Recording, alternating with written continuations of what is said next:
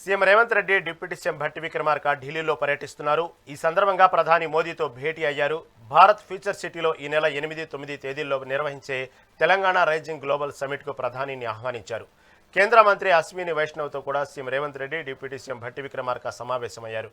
ఇక పలువురు కేంద్ర మంత్రులతో పాటు లోక్సభలో ప్రతిపక్ష నేత రాహుల్ గాంధీ, ఏఐసీసీ అధ్యక్షుడు ఖర్గేను కూడా సీఎం రేవంత్ రెడ్డి కలిసి గ్లోబల్ సమిట్కు రావాలని కోరారు. దీని నుంచి మరింత సమాచారం మా రిపోర్టర్ హారిక అందిస్తారు. హారిక, చెప్పండి. ఈరోజు CM Revanth Reddy deputy CM Bhatti Vikramarka ఢిల్లీలో పర్యటిస్తున్నారు. ఏదైతే తెలంగాణ సంబంధించినటువంటి గ్లోబల్ సంబంధించినటువంటి ఆ సమావేశానికి ప్రధాని మోదీని హాజరవ్వాల్సిందిగా ఆహ్వానిస్తున్నారు. దీనికి తాజా అప్డేట్ ఏంటి?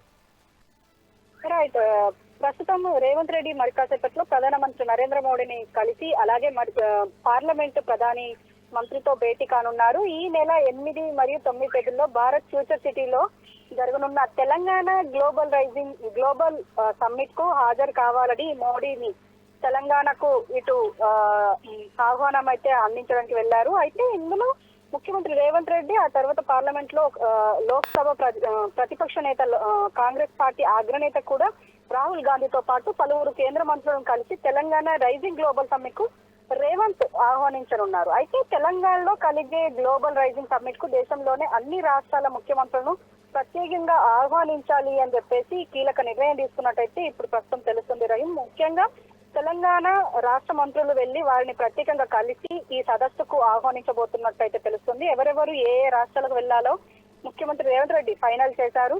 ఈ నెల 4వ తేదీన మంత్రులు ఆయా రాష్ట్రాలకు వెళ్లి గ్లోబల్ సమ్మిట్ ఆహ్వాన లేఖలను అందించబోతున్నారు. అయితే జార్ఖండ్ ముఖ్యమంత్రి హేమంత్ సోరెన్ ను deputy CM Bhatti Vikramarka ఆహ్వానించనున్నారు.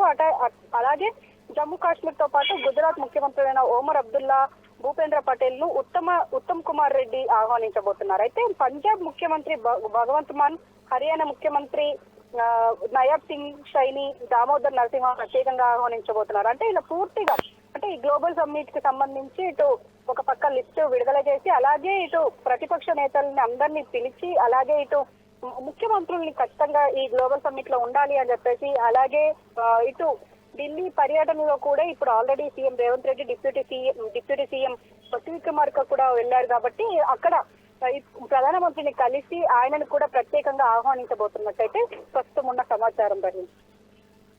Right, thank you for update.